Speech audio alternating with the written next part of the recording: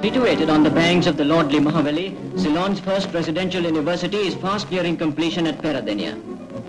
The site, which is 1,575 acres in extent, is an inspiring one, typical of central Ceylon with its rushing boulder stone torrents, its highly molded hills and its varied foliage. Meandering paths with little pavilions dotted here and there make the university grounds a source of great attraction to visitors who come from all parts of the island to enjoy the quiet beauty of the scene. Nearly 4,000 visit the site every month, including visitors from abroad.